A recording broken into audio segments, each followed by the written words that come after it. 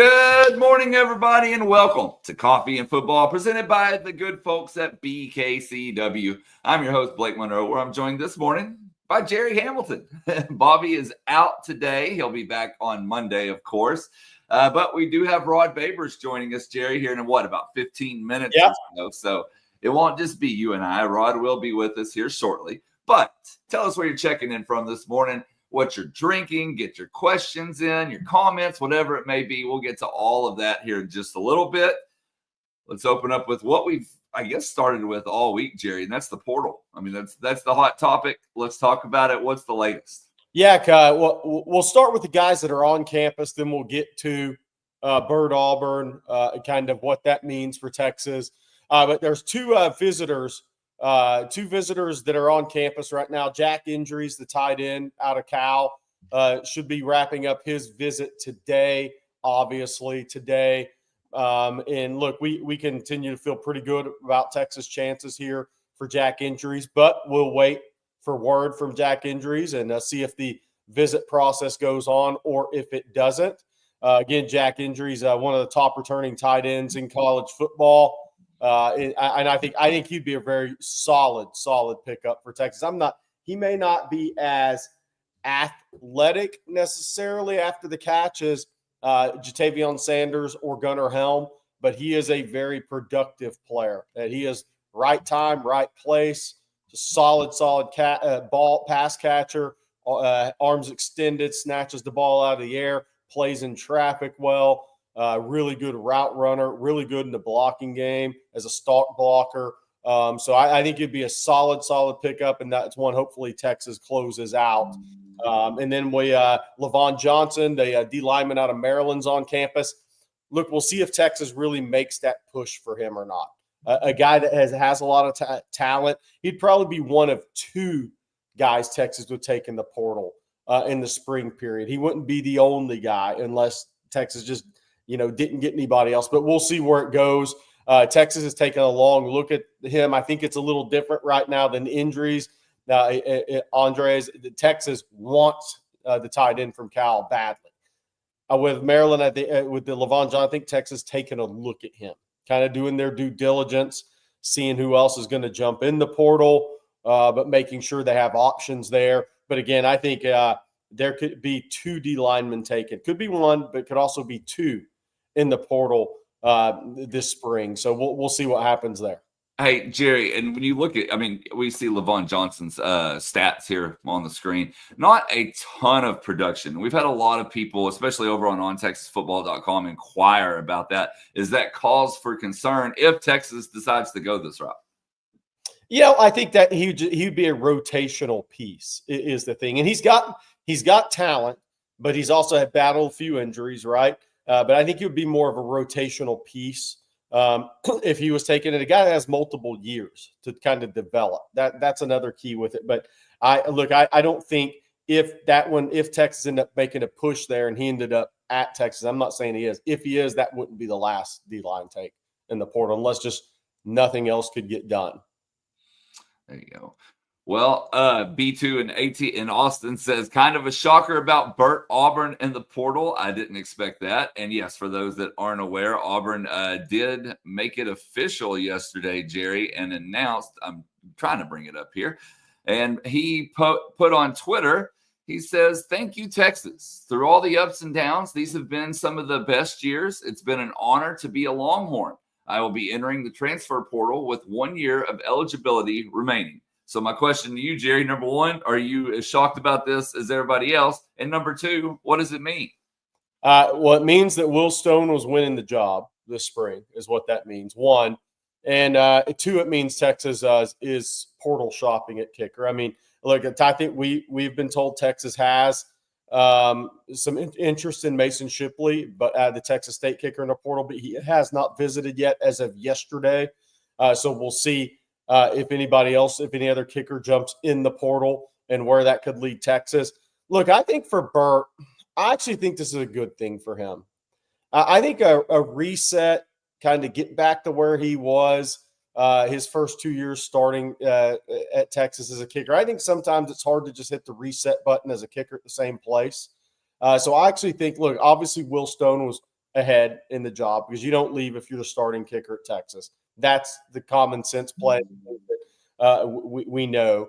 But I think for Bert, it's probably a good thing. He can go somewhere else and kind of hit a reset button. The next time he heads to the right hash, he's not wearing a Texas helmet. I mean, there's some mental things with that. But Bert Auburn was really good in 2022 and 23 for Texas. Really good when they needed him most, when they weren't punching the ball in the end zone as much. And he had to be called upon a lot, especially in 2023, was really good. But he really, whether it was mental, whether it was a little bit of open in that left shoulder, he got maybe a little technical issue, which leads to your mental issue, which you're either going to pull a hook or you're going to push right. I think a reset is probably a good thing for him in his last year kicking in college. All right. Well, as I said, we'll have Rod joining us here shortly. But first, Jerry, I'm going to let you tell everyone out there how they can escape the insurance trap with the good folks at BKCW. Yeah, today's show is brought to you by BKCW Insurance. Did your business have a frustrating insurance or employee health benefits renewal? Most likely. You didn't hear from your agent all year. And then right before it's time to renew, your agent delivered the bad news of a rate increase. When this happens, the agent is providing no value, and you're stuck in what we call the insurance trap. BKCW takes you out of the insurance trap by providing you with actual risk management consulting, not just price quoting. Operating out of their headquarters in Austin, Texas, and owned by a UT graduate, BKCW uses a 5-step process to identify your business's weak spots, design a plan, execute it, and monitor your situation throughout the year so that you can lower your insurance costs and effectively manage your company's risk. Sounds very important to me. BKCW has already helped some of the most well-known construction companies, restaurant groups, breweries, and nonprofits in Central Texas escape that insurance trap. And it all starts with a risk-free assessment. Go to bkcw.com or send an email to info@bkcw.com to get started with a free risk assessment or claims audit and escape the insurance trap.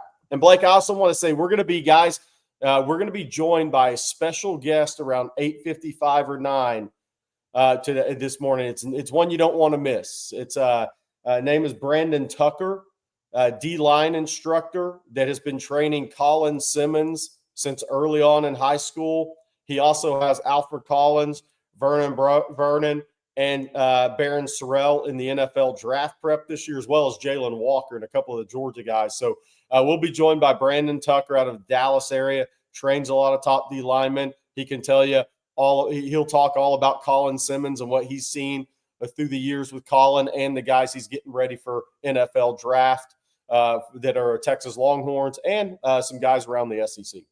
There you go. Good stuff for sure. Looking forward to that one. And we got baseball, we got softball to talk about. But first, we got big softball. Yeah, we will get into all that. But first, let's talk a little recruiting. Yeah. Obviously all the focus is on the portal, but what about when it comes to high school? Yeah, we wanted to take a look at Kendall Gerville's huddle tape, the defensive lineman, one of the top D linemen in the country out of Fort Myers, Florida. And the reason I wanted to bring him up today, I wanted to hit on the state of Florida a little bit. This is I put out a list, kind of a Texas recruiting board on Texas football yesterday. Kendall Gerville, I think, is a top 50, 75 guy in the country, one of the top handful of defensive linemen, a guy that's going to be on campus April 26th. That'll be his first unofficial visit to Texas. And then he will make an official visit June 20th through the 22nd. But one of the things I wanted to mention while we're talking about, I just want you guys to see Gerville, get more familiar with him before his visit, is Texas in the state of Florida right now. So you have Diabell committed. You have Diabell committed in the class, right? And Texas started with Tashard Choice, had a lot of success in the Sunshine State, got in the IMG with Jarrett Gibson and Jordan Johnson-Rebel, who obviously is from Fort Worth. But one thing I want to point out, Texas has more official visitors set up and more guys that are possible official visitors set up from the state of Florida than ever before. And so we've talked that there's been discussion on Texas football. There's been discussion on here about how many out-of-state prospects Texas is recruiting in this 2026 cycle. And it's how many of those guys are actually making official visits to Texas, are going to be on campus coming up. I mean, and you look at the state of Florida. I'm just, Diabell, 5-star quarterback commit, obviously, to the University of Texas. But you go down that list, Kenye Pepe, the offensive tackle from IMG. He's really originally from SoCal IMG. Samuel Roseburg from Clearwater, Florida, who I think Texas leads for. I mean, those are two of the top offensive line prospects in the country. You have Kendall Gerville. Texas made a big move for James Johnson, who's currently at North Fort Myers, but he's transferring to Miami Northwestern for his senior season. Again, top 75 level guy in the country. And you keep going down this list. Preston Carey, a D lineman from IMG, who Texas likes as an over-the-ball player. He will be on campus April 26th, along with Gerville. You get to edge Trenton Henderson from Pensacola Catholic, scheduled to be on campus here next week. We'll see if Texas get an OV out of him. But you just look around, then you get to the defensive back position with Justice Fitzpatrick, younger brother of Minka Fitzpatrick. He's going to be on campus next week and has a June 13th official visit. Brody Jennings, the Michigan commit at Sandalwood, the teammate and friend of Jamie French out of the Jacksonville area. He's supposed to be scheduled to be on campus next weekend, and an official visit is possible there. Florida, Miami, Georgia, a couple others in there involved trying to take him away from Michigan. So I said all that to say this: Texas in the state of Florida, while they got going really with that Cedric Baxter class, Peyton Kirkland at the time, they have more traction in the state than ever before. And these are big boy recruiting battles Texas is involved in. But the only way you can pull 2 or 3 guys consistently out of a state like Florida, no different than people coming in and recruiting Texas, is you got to cast a little bit of a wider net. You got to get 9, 10 of these kids to campus. And Texas is really, really doing well in the state of Florida. We'll see where that leads Texas at the end of the day come July and August.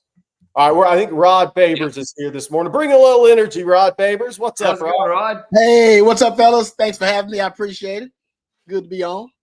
Hey, so Rod, your initial thoughts, I guess, on the Bert Auburn going in the portal. I hit on it a little bit. I said, Rod, one, Will Stone's obviously winning the job. You don't leave if you're a starting kicker at Texas. But 2, sometimes it's good to hit a reset button for a kicker, man. I mean, I don't think it's a bad thing for Bert Auburn.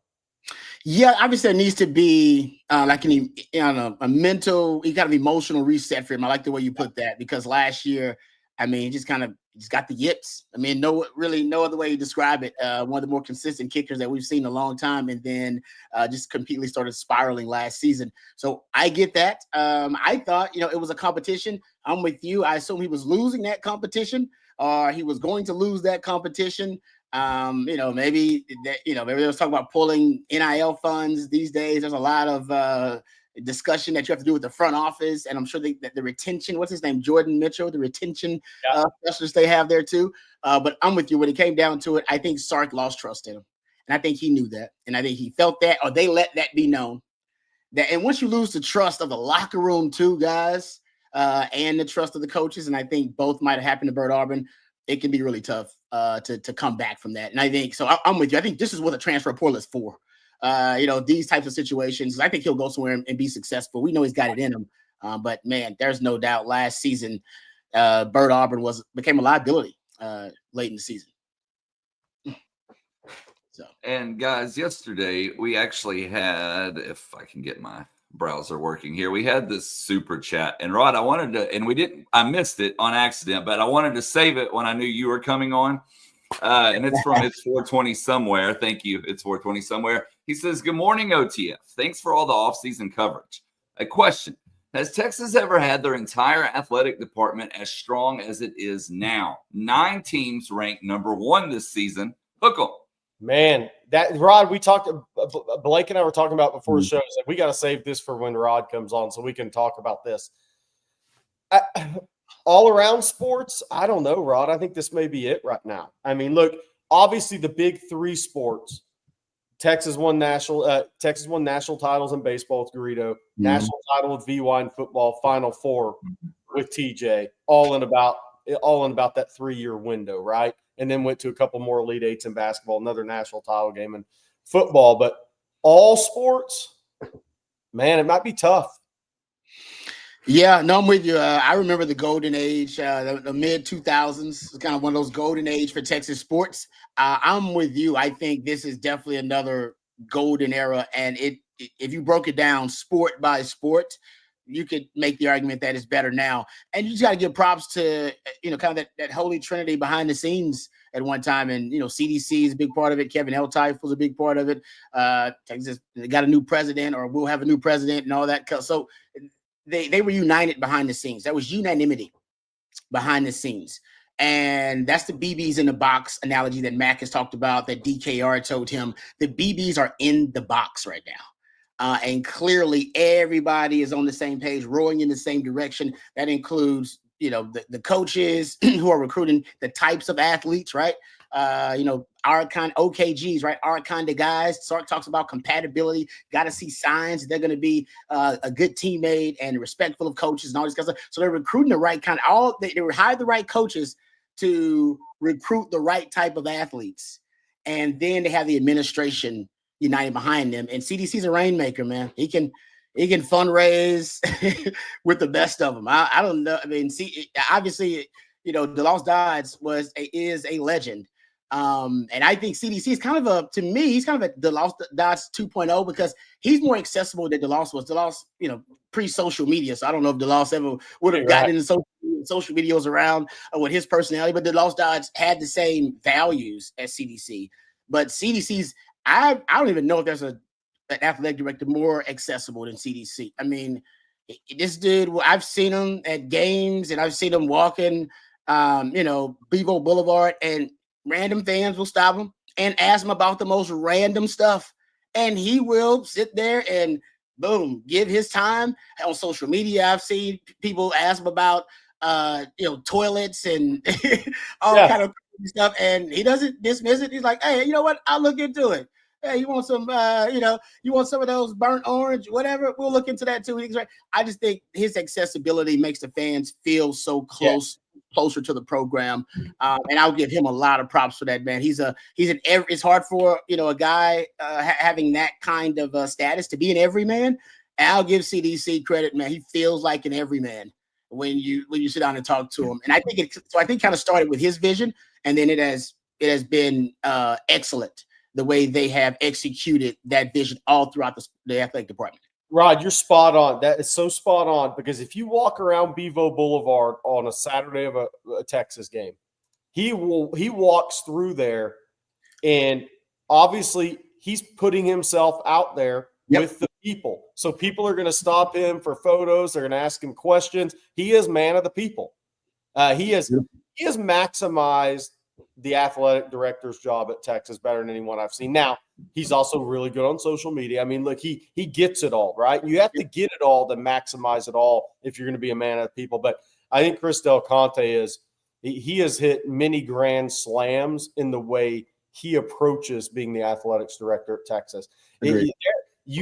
You have to be approachable to your fan base. And the fact that he walks down Bevo Boulevard every Saturday Texas has a home game, he knows he's going to get stopped for photos and people are going to be asking questions. And he soaks it all in.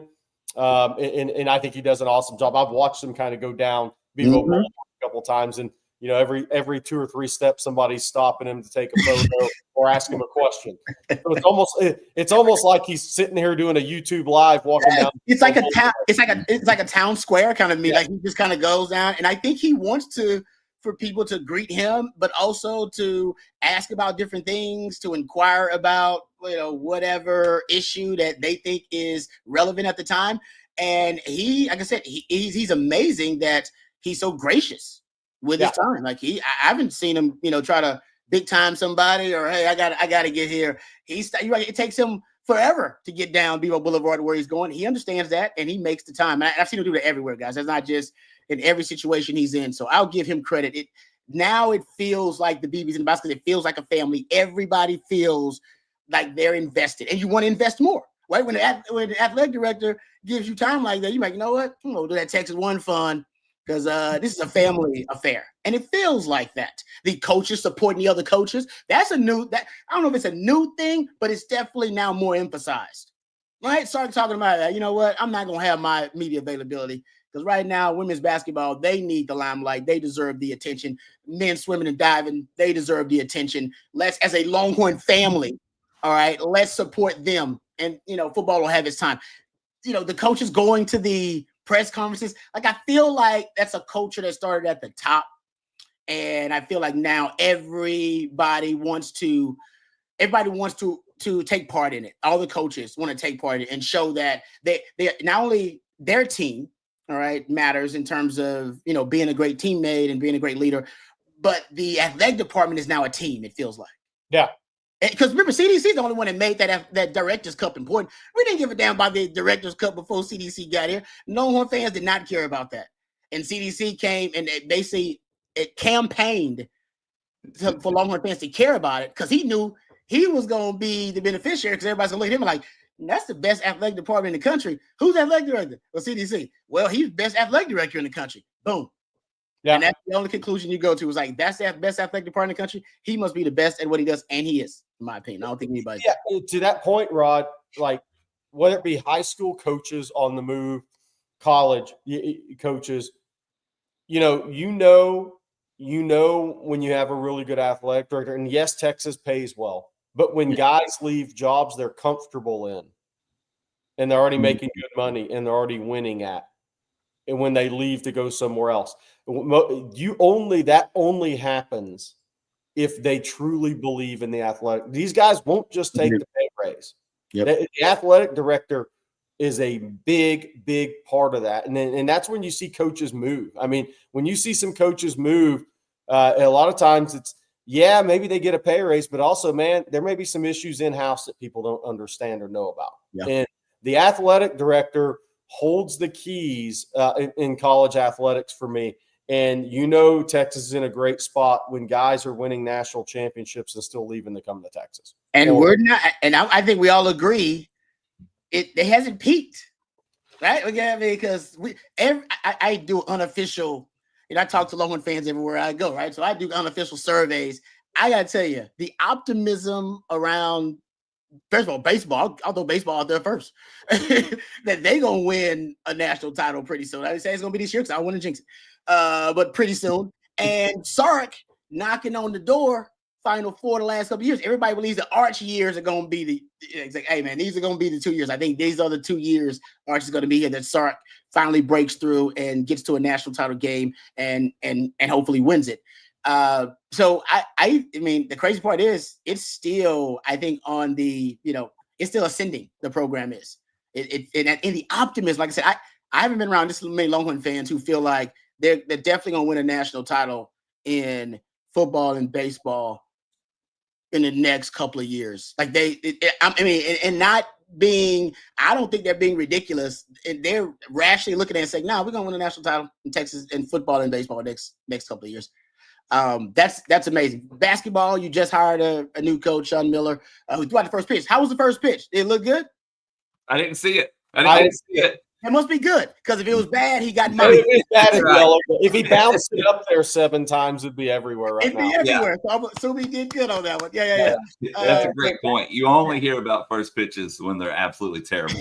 By the way, some of the best comedy, go to YouTube and just search worst first pitches in MLB, and just it's great comedy if you want to see some people that have no business being in athletics ever again. But it's not bad. They don't practice. They go up there and throw the first pitch, and it looks like it's the first time they've thrown a baseball like in their lives. And it's like it comes out low to the ground and towards the dugout. And I'm like, hold on, you missed by 30 yards on a first pitch. How's that even physically possible? No, but that tells me, because I've thrown out a couple of first pitches, not anything big time, but. Dude, before I threw the first pitches out, I probably practiced and went to a local little field and threw, 100 balls. You don't want to go embarrass yourself. Yes. It was probably 150 people watching me, and I'm like, hell no, I'm gonna make sure I at least get it there. I'm not gonna overthrow it, and I'm not gonna skip it. Those are my only goals, and we got it done. So come on, guys, that just shows you they're not practicing. If you just go out there and practice a little bit, you won't humiliate yourself. You're overconfident, and you end up with your head down, embarrassed on the video. I want to answer this question real quick, Blake. I know we got other things before our guest comes on. because people have asked. Shelton Henderson from Bel Air High, released from his NIL with Duke. I think he'll go to Miami. I'll just put that out there. I'll be surprised if he doesn't. Does that mean Texas and a few other schools won't make a call just to double check? But look, Shelton Henderson's been training with John Lucas and Lucas Enterprises in that family in Houston since he was, probably 11 or 12. I think that he's the reason. Jay Lucas is the reason he went to Duke. Obviously, really talented player, but I'll be surprised if he didn't go to Miami. It's just too much of a family, too long of a relationship with that family, really training him to help get him where he is today. I expect him to go to Miami, but we'll see. Yeah. In the NIL day and age, you never know, but I think Miami will get him a good NIL deal as well. I'll be surprised. All right, Blake, we need to hit softball and baseball real quick before So let's start with softball, guys. Taking on a top 5 LSU team yesterday. Texas, of course, ranked number 3 after slipping against Tennessee last weekend. But Texas bats were not hot throughout most of the game. They were trailing. And then I don't know how much of this I can show due to copyright issues, but I'm going to show you some still frames from this video. So this is how this play started. And I'm just going to click through here. You can see she's running into first. And boom! Nailed from behind. Oh. The first base coach was cheering it on. It wasn't pretty. Wow. So Texas gets up there, 2 outs, bottom of the 7th. Remember in softball. Well, we got to address this. Wow. Yeah.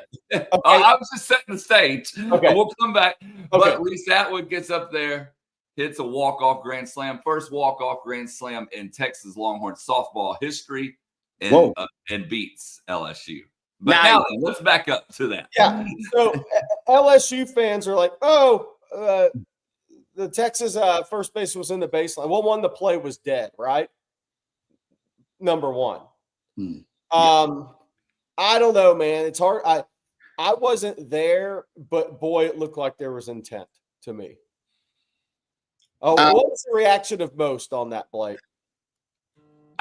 I think if you're not an LSU fan, you thought it was dirty. Like that seems to be the general Twitter consensus or X consensus. Yeah. And then, of course, if you're LSU, it was all fine and legal. Can I ask you a question? Is there for dirty deeds like that, right?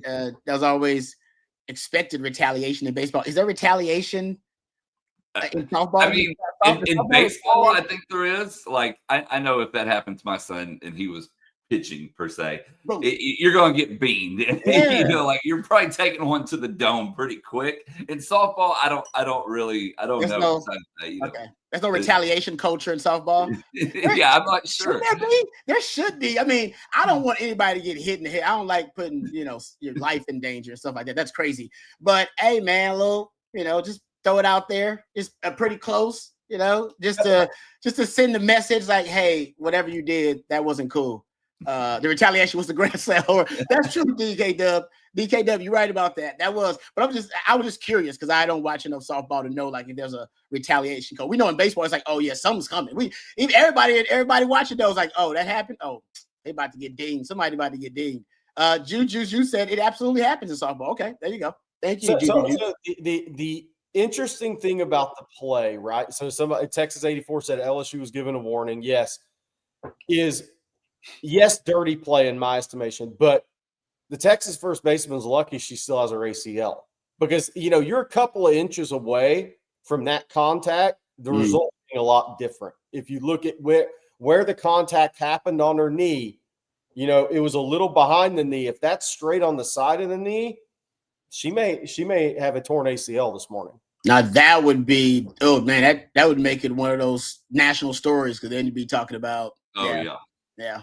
Without a doubt. And Ron, I was telling Jerry before we came on that happened to my son a few years ago, my middle son, and he was playing first base. And someone plowed right through and broke his arm.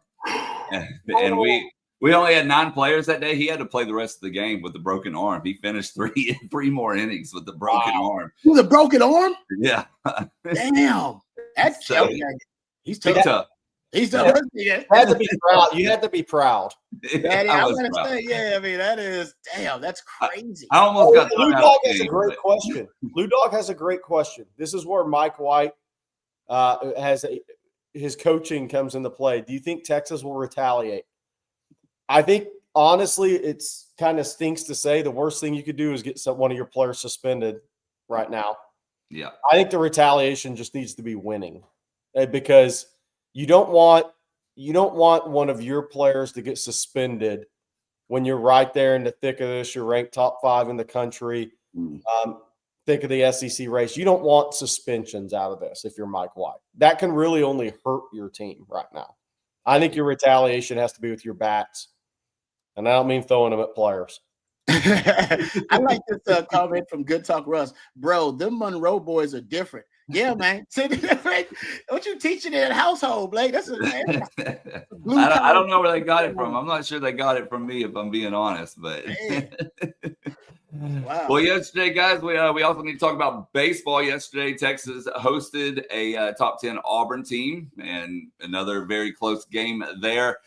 Ends up beating Auburn 3-2, but we've had a lot of questions here, like from John. Any word on Jared Spencer's health? We've actually been asked this a lot today.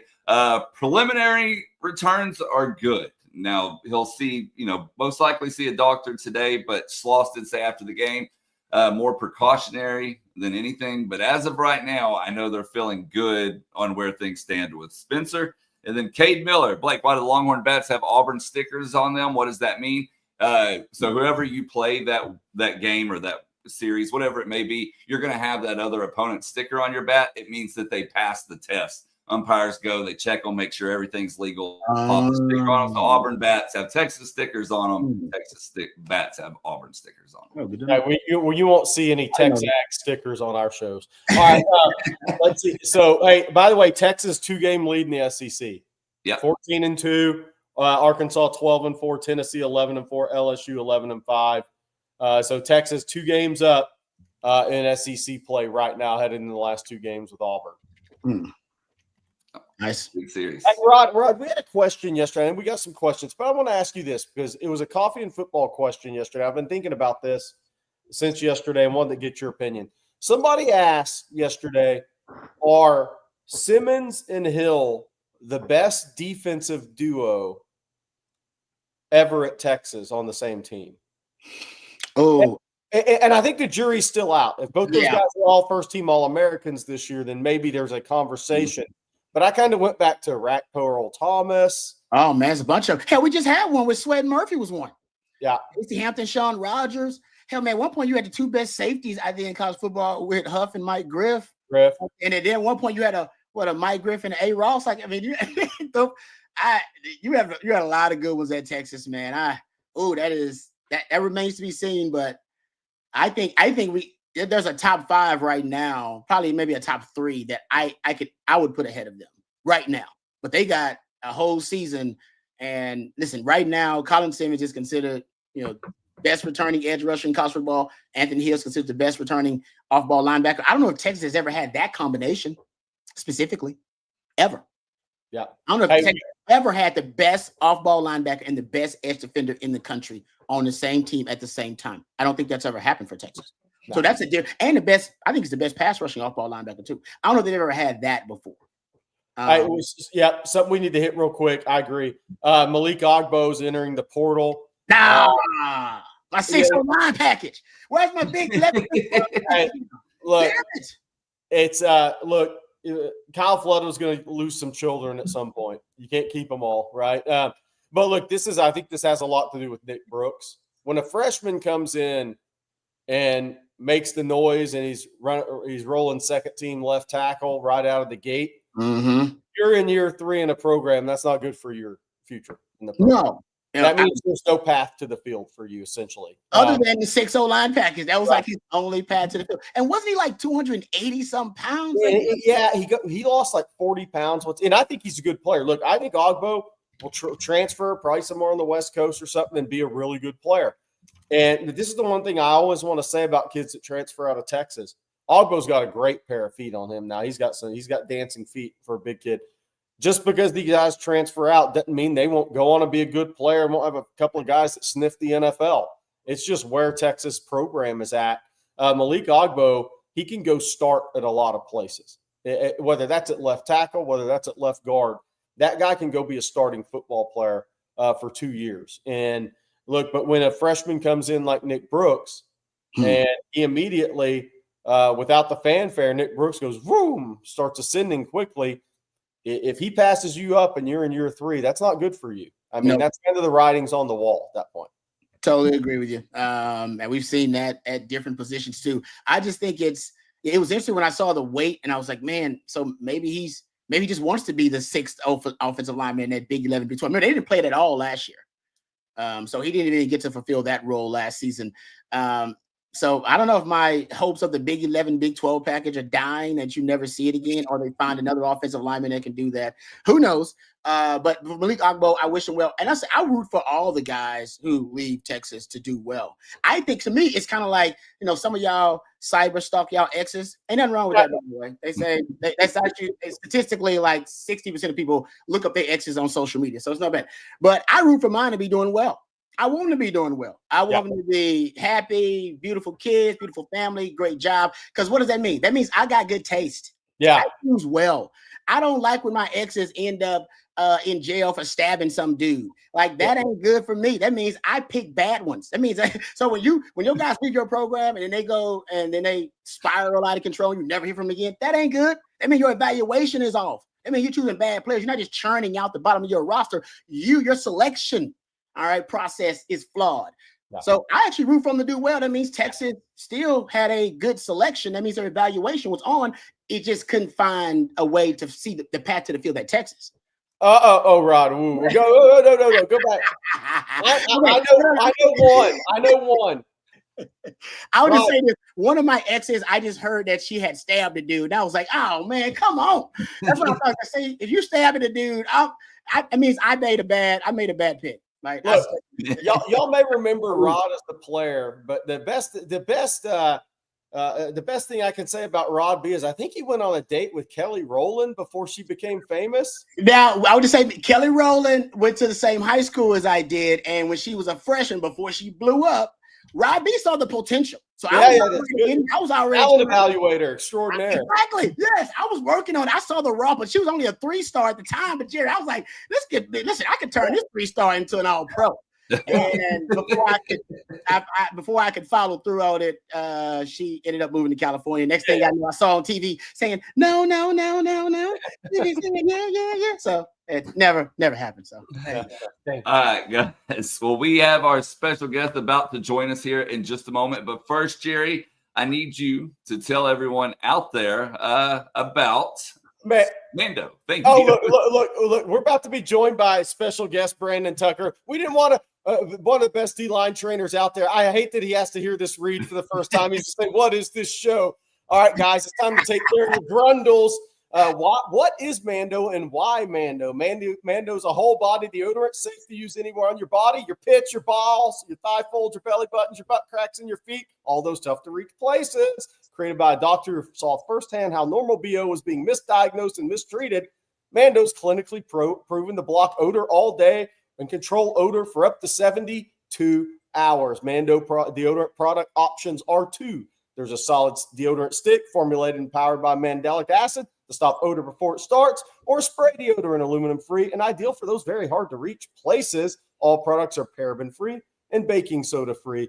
Fresh scents, like you can choose from these fresh scents: bourbon leather, clover woods, Mount Fuji, or Pro Sport. Most important part of the read, funniest part of the read, clinically proven to control better than a shower with soap alone. 12 hours after a shower, the average man's grundle odor level was a 5 out of 10. Whoop, whoop, stinky bad. With Mando, the average grundle odor level is 0 out of 10. So that's like sitting front row at the NBA playoff game. Want to try America's #1 whole body deodorant formula right now? You can find them at Walmart, Target, and other retailers across the country.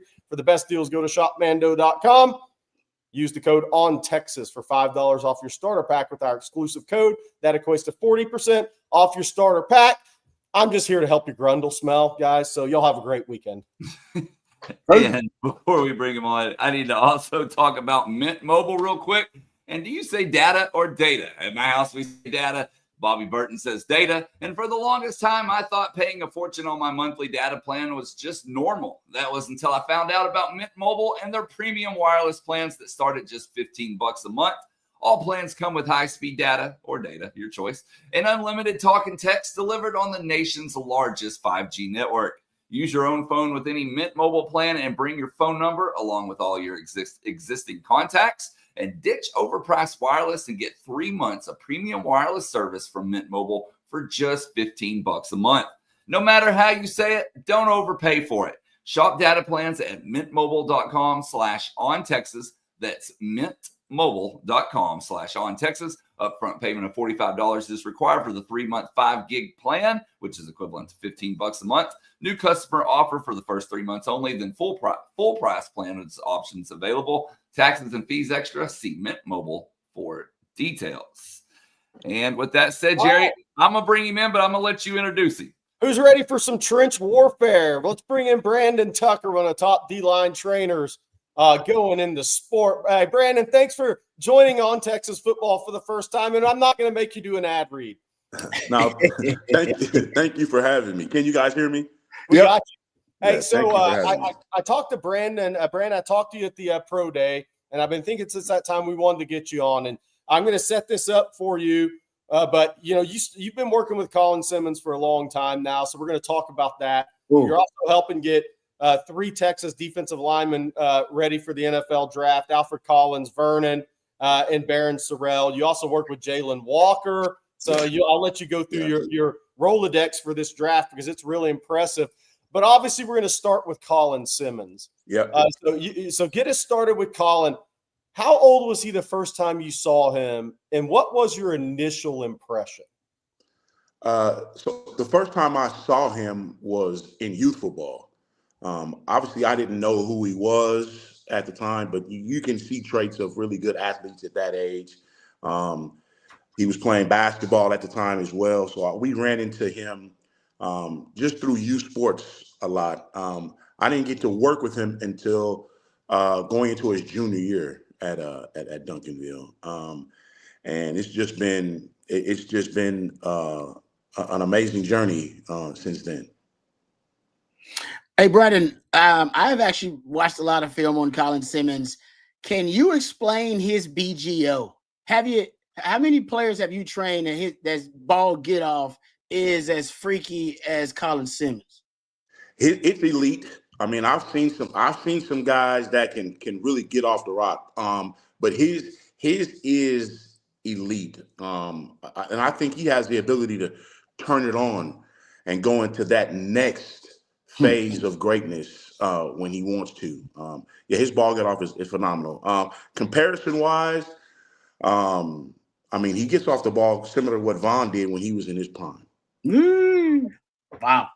I mean, yeah, and by the way, Brandon's from Dallas. He's seen all these guys grow up, right? I mean, so like Von Miller, when was the first time you saw Vaughn? Because when you say that, obviously you saw a lot of Vaughn when he was young too. Well, so I'm originally from California, and I've been here so darn long. You think I am from Dallas? The first time I saw Vaughn was at A&M. And obviously, he was already who he was. Having a chance to see him close, though, in training environments and see him move, he's not the biggest guy, but his ball get off, even when he false steps, is still elite. Even at his advanced football age, his get off is still phenomenal. Hey, talk about, because you're one of the guys that knows Colin the best, right? The Texas fans see the Colin on the field. Maybe follow him on social media. Talk about the way he's wired, because ultimately it's the way you're wired that comes down to where you're going to go as a player, even with as much talent as he has. Yeah. So he is very, very, very intentional. He is wired like the great ones. And when I say that, I'm talking about guys like Tiger Woods and Michael Jordan, Kobe Bryant. He wants to be absolutely perfect in everything that he does, whether it's being a good brother, being a good son, being a good student. He wants to be the absolute best. He's super smart. He's intelligent. And I mean, he has that championship pedigree that the great ones have. So we're watching Colin Simmons Jr. huddle. And the reason I wanted to play his junior huddle is senior huddle, he had a high ankle sprain. And for Correct. people that don't know that actually really hampered him. That BGO was on half tilt back then. But this Correct. was 22, 23 sacks as a junior in high school. And while we watched Colin Simmons, we're going to transition. NFL draft's coming up next week, Brandon. Yeah. So 3 guys the Texas fans really care about. They respect Jalen Walker, but Alfred Collins, Vernon, and Barron, kind of, what are your thoughts? We'll start with Alfred Collins, Rod, and work down from there. What are your thoughts on Alfred Collins, and kind of what are your kind of hopes for him draft-wise, or thoughts draft-wise for him? Is it second, third round? I've been hearing second. I've been hearing second round for AC. Big body, he can move. His process through the draft process was hampered a little bit. He was banged up coming out of that last game of the season, but I've been hearing second round grades on him. He'll be a really good pro. He will. Let me ask you about Vernon Broughton, who really, I think last year showcased that he can be an every down kind of player potentially. What do you think are the top 3 traits that Vernon Broughton exhibit that scouts really gonna like come draft day? So he's his quickness. He's quick. He's very quick to be that size. He's sudden. He uses his hands well. Obviously he's close to 300 pounds. So that's what everybody wants on the inside at the next level. So scouts are gonna like his maturity, the fact that he's married. Things of that nature.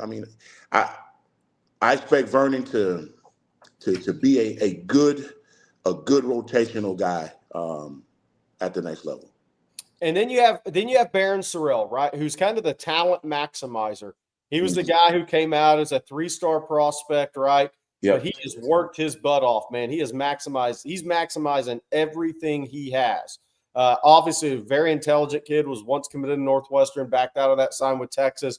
But what is it about Barron Sorrell you like? Because I know there's so many things you like as a guy who trains him and gets him ready for the draft.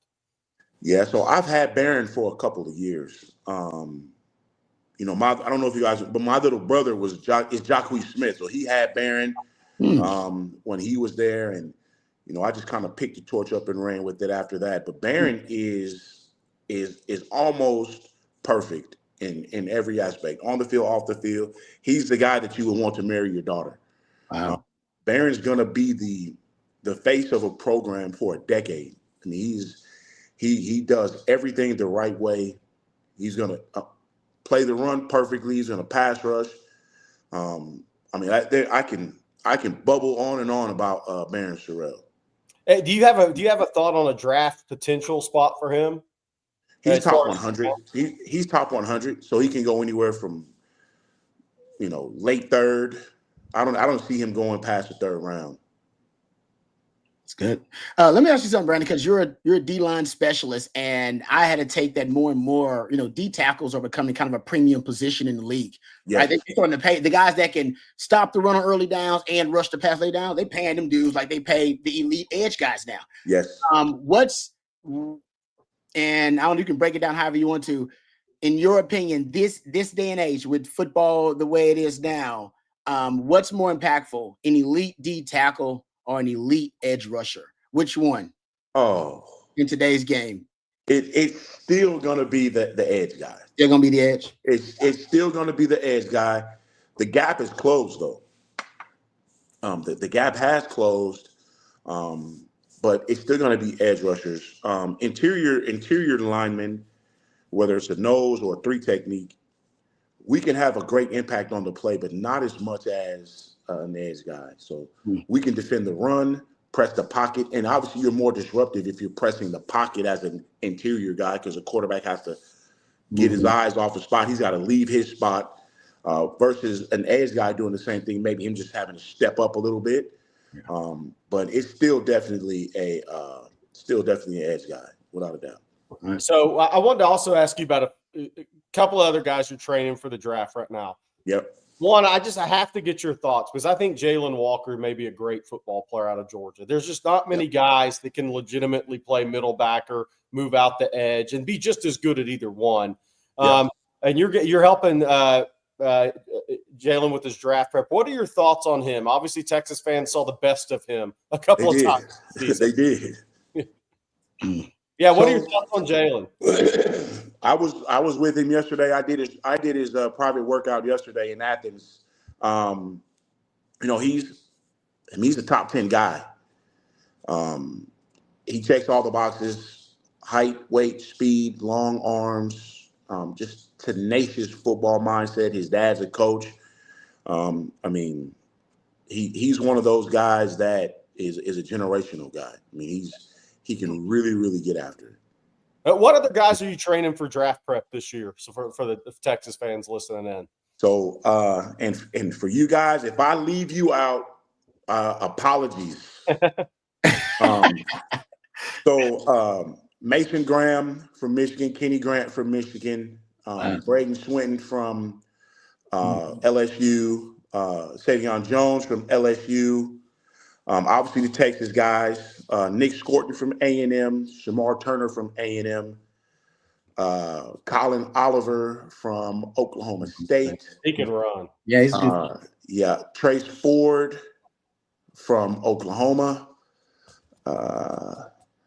Bear with me. I think I had almost 20 guys this year. Hey, this is where the show gets fun. This is where the show gets fun. Now I get to put you on the spot. Who's the best? Ooh, Most talented. Say it Nah, again. I'm joking. You don't have to answer that. That's too much of a tough spot. What was the question? I didn't hear it. Who's the best? Who's the most talented? I'm putting you on the spot. Out of the group? Mm-hmm. Oh, wow. Yeah, that's you're gonna get me in trouble with that. Not even after that. Yep. Yeah, that's a good one. I want to ask you about Mason Graham, because out of all you guys that you mentioned, I mean, I've seen mocks that he's top 10 guy as well, potentially in that conversation. What makes him so special as a player? Texas fans got to see him up close and personal.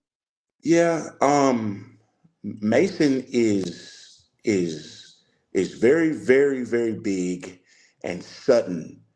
The Michigan interior linemen get coached very, very well. He uses his hands well in the run game. You're back. Oh, I think he's muted. You're muted. There it is. Oh, I think he's still muted. It's weird. Blake, pull him out and I'll tell him he's muted and we'll see if we can get him back. I think his mic is it's like malfunctioning or something. All right. Oh, I did see the super chat, Jack. I believe somebody sent the super chat about. Oh yeah, that's a $50 super chat. I will put the helmet on once we are done with our guests. So just heads up. Somebody's like, hey, he was like, put the helmet on, because I always put the helmet on if we get a super chat of like $50 or more. So I will put it on before we get done. I promise you. All right, we ain't gonna forget about that. I'm gonna try to bring him back in, Jerry. Yeah.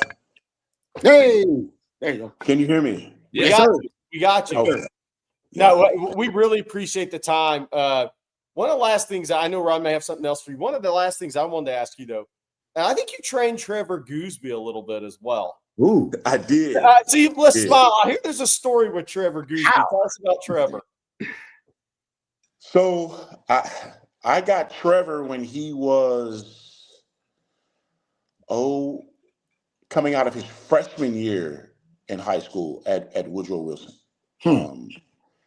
And at that time, they were playing him at defensive end and center.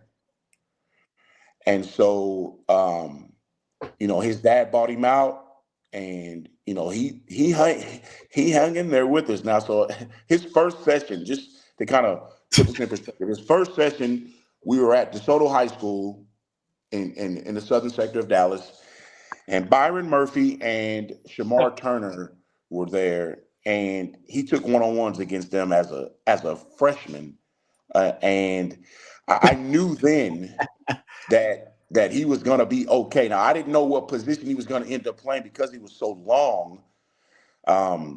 but he was that. Trevor's been one that we're super proud of in the program for sure. Are you surprised how quickly he's ascended? I mean, like when he got on the field last night, Kyle Flood develops well, right? Coaches well, Yep. but are you surprised? He physically he was a later developer because of that length and that frame. Are you surprised at how quickly he's developed? No, I'm not. The only thing Trevor lacked in his game was some strength. You know, the athleticism, the skill set, all that is there. He just needed to get stronger. And Coach Flood has done an amazing job getting him ready to play. I don't think you guys missed a beat when he had to come in the past season. So I mean, I'm super excited for the big fella. Man, that's a great story. I can't top that, so I'm not gonna try. That's a great way to end. That really is. That's an amazing story. They got Longhorns. Yeah, man. All right, so guys, you can find Brandon on Twitter at Trench Warfare or Brandon Tucker. Search him out. Does a great job with defensive linemen. Obviously, we'll have you on again next season as Colin Simmons is sacking quarterbacks. Right? We'll get you back on. Alex January. Oh yeah. Oh, Alex. Yeah. Let's talk about Alex. I forgot about Alex. You trained Alex. Talk about Alex and where you think he's at right now. Man, so Coach Sample sent me AJ coming out of his freshman year. He says, Tuck, this is going to be the best one I've ever had. And if you guys remember, AJ was the district player of the year over Colin. Yes, senior year. Yep. And so I think right now he's running with the ones, maybe a little bit of twos down there. You know, Coach Baker loves him. He's got to give him to play with some low pad level, but he is going to be an amazing football player for the next couple of years for you guys down there. I'm excited to see what he does. Oh, you led me into my final question, and because I got to ask you. So Texas transitioned from Bo Davis when he left to Kenny Baker. And obviously you've gotten to know Kenny Baker. Being around the Texas, being around Colin Simmons and those guys. What are your thoughts on Kenny Baker as a coach? I think he does a good job. I actually think he does a great job. He relates well to the players. You know, coaching these days, I think more emphasis is put on recruiting than development. And I think Coach Baker is a developer. I think it means a lot to him. I know he knows the shoes that he stepped in following Bo, and he's done an amazing job, especially with AJ. You know, I'm able to reach out to him and talk to him about, you know, where he's at in his development, man, and he's just phenomenal. Coach Baker is doing a great job. All right, that is the Brandon Tucker. Thank you very much. I know you're very busy with NFL draft, and congrats on your success. Yes, sir. Thanks for taking the time to join us. Thank you so much. No, thank you. Back on. All right. Oh man, he was awesome. Good stuff. Great. Not many guys you can bring on a show that have trained Colin Simmons. I forgot about Alex January, Trevor Gooseby, and a lot of the Texas guys in the draft. So he does a great job. He's done a great job building his career too, because you know that's a competitive market. Yes. The agents and all of that, and he's done a great job building his career. I wanted to one time we got to get him back on because I want to kind of ask him about how he got, you know, into the business and that kind of thing too. But he had so much great information. I mean, that was a fantastic. I mean, I wrote down several notes. That was awesome. The Trevor Gooseby story. Yeah, it's hilarious. Mwah. That just makes me. I'm a bigger Trevor Gooseby fan I've ever been. I got a chance to interview him on Third and Longhorn. Now hearing what do you say, freshman year he was playing D-line and center. And it's funny. He said Woodrow Wilson before he moved to Melissa. He was crazy. All right, that's good stuff. All right, guys, we got a lot of super chats and questions to get to, but before we do that, I need to tell everyone out there about Prize Picks because it's the best place to get real money sports action with over 10 million members and billions of dollars in awarded winnings. Prize Picks has made daily fantasy sports accessible to everyone. They're the best way to get in on action in more than 30 states, including California, Georgia, and right here in the Lone Star State. Cash in on basketball playoffs with Prize Picks. Don't miss your last chance to add your favorite players from the court to your Prize Picks lineup. Whether it's points, rebounds, assists, Take your pick of more or less for your shot to win up to 2,000 times your cash today. And you can mix and match player projections from different sports as well. Combine your favorite basketball players with players from baseball, hockey, esports, and a whole lot more. And I said yesterday, I made some new picks for the weekend here. Looking ahead to tomorrow, where I selected Luka to have more than 29.5 points, James Harden to have more than 37.5 combined points, rebounds, and assists, and Anthony Edwards to have less than 27.5 points. So I invite you to come join me in those picks or go make your own. Download the app today. Use code ONTEXAS to get $50 instantly after you play your first $5 lineup. That's right. $50 is what they're going to give you after that first $5 lineup is played. Head to the App Store, download the app today, use code ONTEXAS, and take advantage of the $50 instantly after you play your first $5 lineup offer. And that's Prize Picks. Run your game. Okay, well, as I said, we have a lot of super chats. So we're just going to dive right into them, fellas. Taylor Johnson, we appreciate you. He says, saw Brad Spence high school tape. Dude was running over guards, tackles, throwing the running back. We offered him in 22, but where did we miss on him? I think Texas offered him, but didn't make the big push for him at the time. And luckily, kind of like Matthew Golden, came back around for Texas. That's when it's good to be Texas, right, Rod? Mm-hmm. Matthew Golden, Texas offered late in the process. Matthew really wasn't having any of it. I'm not sure Texas made the big push late. I think the similar thing with Brad Spence's recruitment. So Texas obviously thought those guys were really talented, good enough to play at Texas, but maybe they didn't push on those guys at the time because maybe there was somebody they liked a little better. But that's the great thing about being the University of Texas when you're winning is Matthew Golden from the Houston area, Brad Spence from the Houston area. They ended up at Texas. And Sark said Monday, we're seeing the best version of Brad Spence since he's been at Texas. And that's a really good sign for Texas fans because I think he is not talked about enough for the impact player he's going to be. And I love that Anthony Hill kind of dropped that. He's been working on the edge too. So you got a lot of linebackers working the edge and the off-ball linebacker. They up to something. They're up to 50 sacks. Yeah. With Trey Moore, because they're moving Trey Moore around too. They're up to something in the front, I think. I think you're right, Jay. I think they want to increase the pressure. I need to add Lavon Johnson. People said it, the D lineman that visited from Maryland, committed to North Carolina.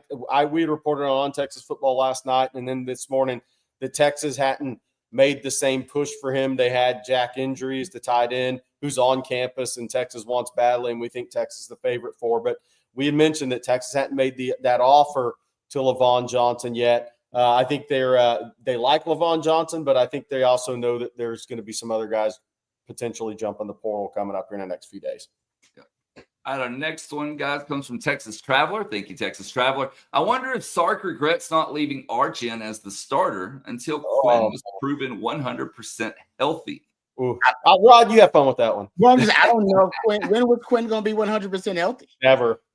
I mean, how many times has he been 100% healthy his career at Texas? I mean, even in high school. Yeah, exactly. So I think Sark, he's a quarterback. And Sark wants the reputation that he sticks with his QBs, and he did not want the reputation. He's a quarterback guy, and he's like, no, I'm a Quinn guy. Even though a lot of people thought, hey, even a lot of Longhorn fans, you should go to Arch. He respects the institution of QB too much to do that, I think. Yeah. And our next super chat comes from Miracle Martinez. CDC is the best. Came over to the ADA seating at the Dish on Tuesday to meet with us. Hook him. He's a very kind man. Yeah, he's man of the people. Like I said, most accessible athletic director in the country. Longhorn fans, we're really lucky. We are blessed to have an athletic director that will listen to the people. So I think that's one of his best traits. Yeah, I'll tell you one other thing. And look, this is his job, and it's what these guys do. But when I was at Moncrief watching, stalking football recruits, whatever you guys want to call it in the chat, CDC walked over from his office every day to check in on Sean Miller. Every day I watched him walk over there, or when new staff members came in, made sure he was right over there shortly after those guys arrived in Austin. He's a very busy guy, right? But he massages those relationships extremely well. and manages those relationships. And that's what it's all about. Look, it doesn't stop. CDC's job doesn't stop when Sean Miller's hired. And when all of Sean Miller's guys start arriving, because, some of those guys, it takes them a little longer to get their house in order and then move it down from Xavier to Texas. CDC walked over there every single day, shook hands, had conversations with Sean Miller's guys when they got to Austin. Just something you noticed being around there, and just kind of furthers the understanding of what he actually does and why he is who he is. Then, Rod, this next one is for you from Jack. Oh, boy.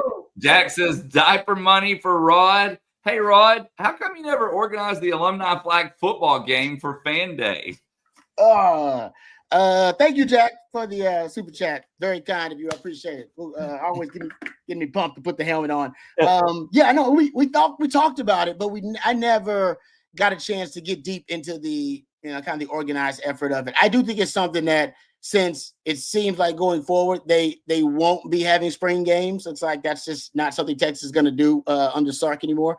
I think it is something that now with a year to prepare, we can do it better. I thought it was a great idea. We were throwing it out just to try to find things that the fans could participate in that are obviously not the spring football game, because you wasn't having it anymore. And how could we try to supplement the entertainment aspect of it? And I still think the flag football game is a good idea. I think we should do it against the Aggies or somebody like that. Like, you should pick another, and find some old Aggie, alumni to do it up against, or some Sooner alumni to do up against, raise some money, donate it all to a good cause, and, entertain the fans in the process. So, or maybe we just do it against each other for the first time, but I think it's something we should pursue. I'm going to be too damn old. I'm going to have to be a coach pretty soon in it. Yeah. You don't test those Achilles once you hit certain age. Exactly. It's not worth the rehab, man. Yeah, exactly. So, but I still think it's a good idea, Jack. And thank you for the super chat. And I will try my best to reach out to see if we can organize something like that next year.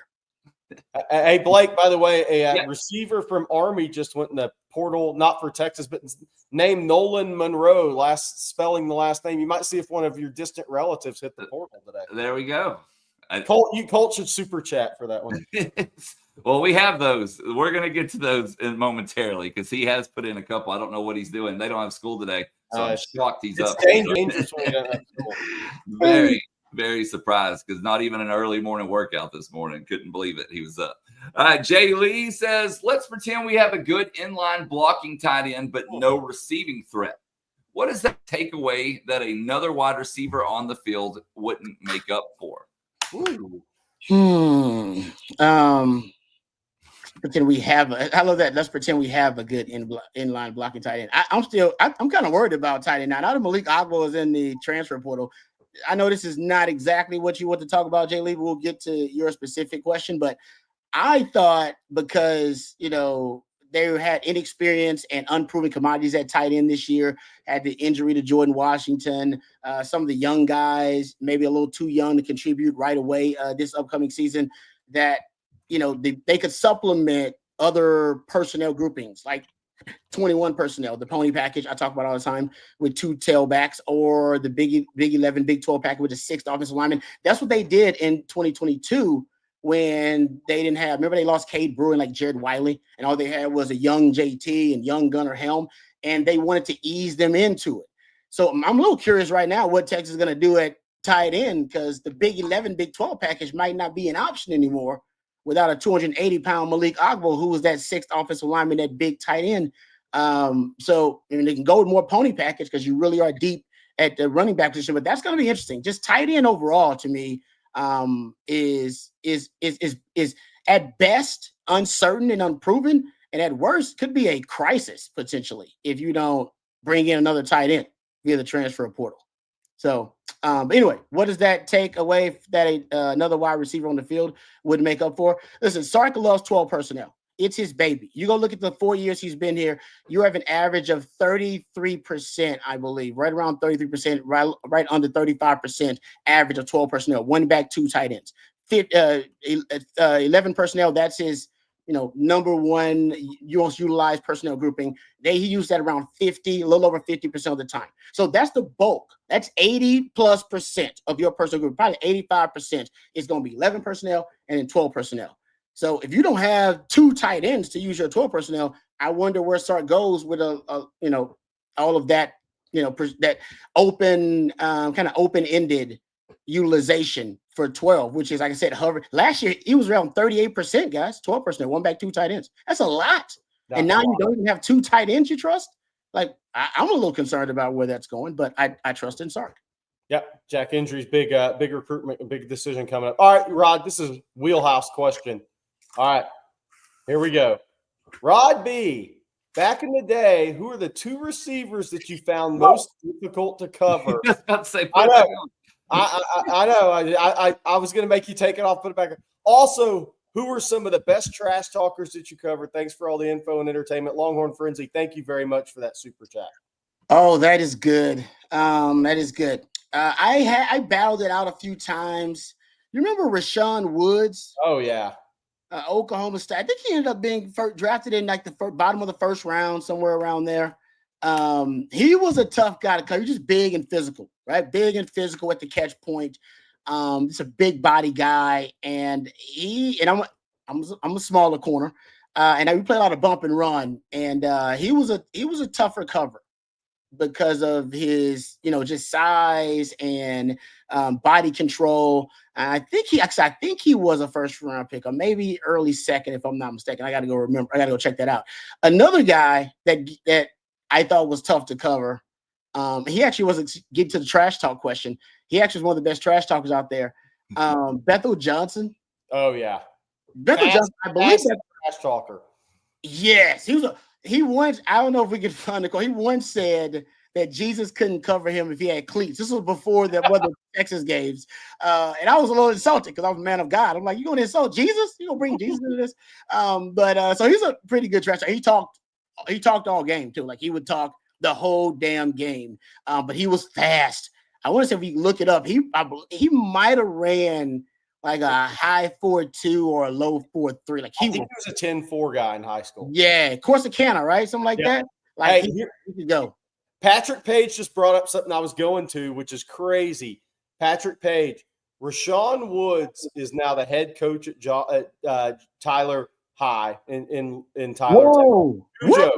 Cujo. He won a state championship at John Marshall High in Oklahoma City in 2017. Then he was at Enid High School. He was hired as the head coach at Cujo in 2023. So I'm going to have to stop by JT, which I'll call it, Tyler High here early next season and get some Rod Babers.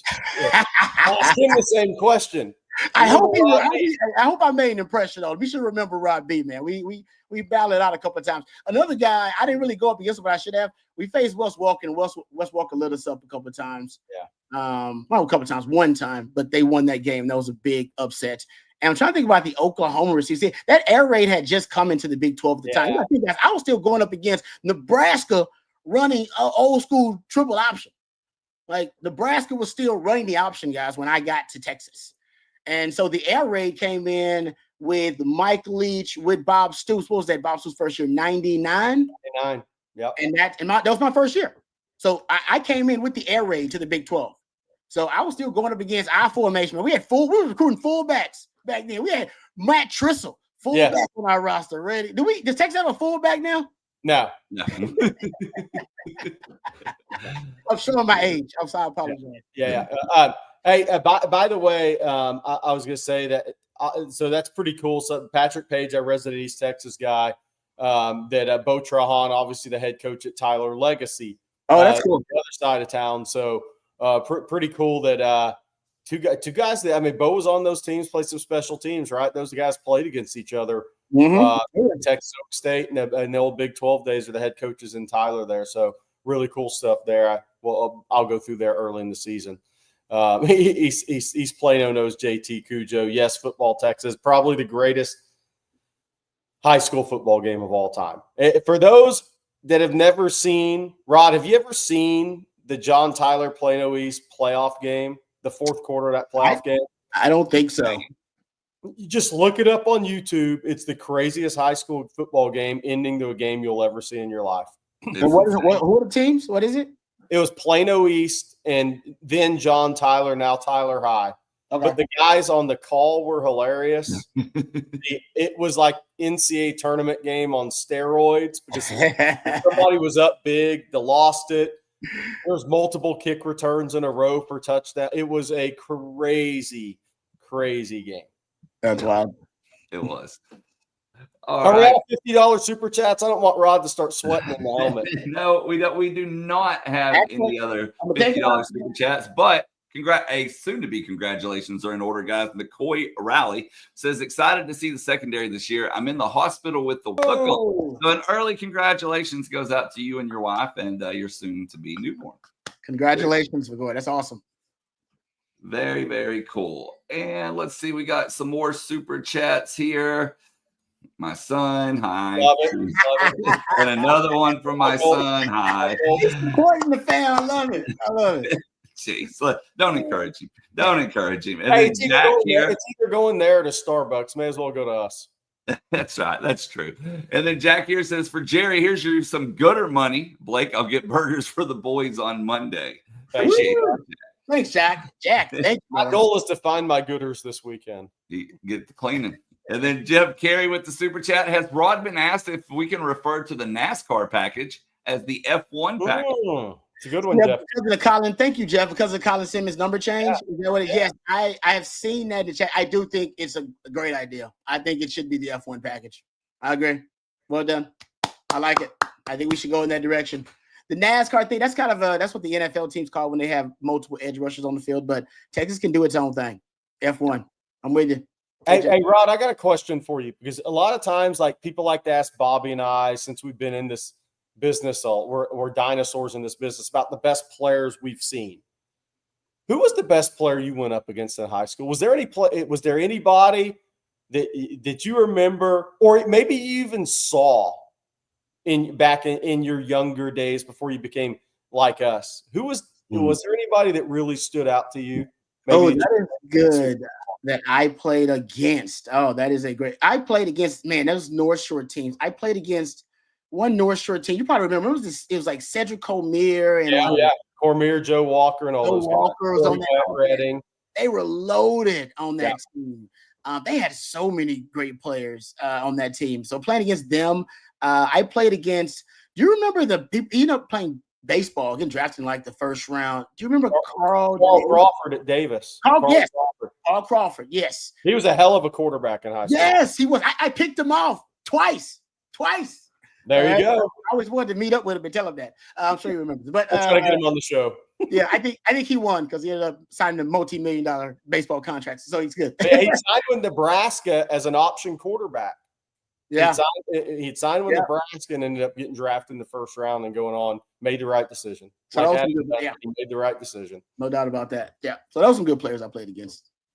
All right, Jerry, before we get to our last couple of questions for the day, I'm going to let you tell everybody one last time how they can escape the insurance trap. Well, that's very important. Today's show, again, is being brought to you by BKCW Insurance. Did your business have a frustrating insurance or employee health benefits renewal? Most likely you didn't hear from your agent all year. Then right before it was time to renew, your agent delivered the bad news of a rate increase. When that happens, the agent's providing no value and you're stuck in what we call the insurance trap.